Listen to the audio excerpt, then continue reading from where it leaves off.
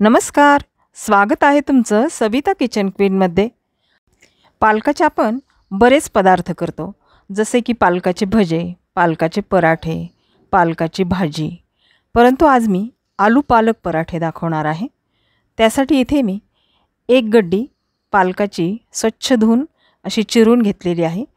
त्यामध्ये 4 पाकळ्या लसणाच्या आणि अर्धा इंच अद्रकाचा तुकडा घालून याची पेस्ट करून घ्यायची आहे। पालक पेस्ट करताना पाणी आपल्याला अजिबात वापरायचे नाही।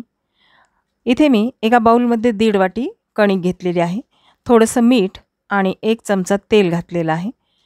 पालकाची पेस्ट घालून आपल्याला ही कणिक मळून घ्यायची आहे। यामध्ये सुद्धा आपल्याला पाण्याचा वापर करायचा नाही। या पेस्टमध्येच आपल्याला ही कणिक मळून घ्यायची आहे। इथे आपली मस्तपैकी कणिक मळून झालेली आहे। एका बाउलमध्ये मी 2 मोठ्या आकाराचे बटाटे उकडून किसून घेतलेले आहेत। त्यामध्ये थोडीशी हळद, अर्धा चमचा तिखट, लसण, अद्रक, हिरवी मिरची पेस्ट, भाजलेल्या जिऱ्याची पूड, धण्याची पूड आणि चवीनुसार मीठ घालायचं आहे।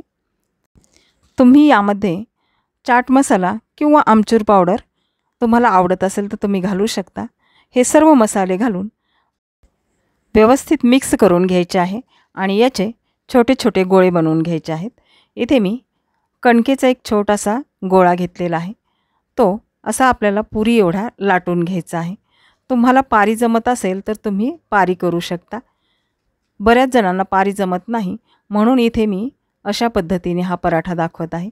आणि त्यामध्ये बटाट्याच्या भाजीचा असा गोळा ठेवून पुरण भरतो तसे भरून घ्यायचे आहे, किंवा आपण मोदक करतो त्या पद्धतीने हे भरून घ्यायचे आहे। हातावर असे चपटे करून घ्यायचे आहे, म्हणजे बटाट्याची भाजी उंड्यामध्ये व्यवस्थित पसरते आणि अल्लाद हाताने हे असे लाटून घ्यायचे आहे।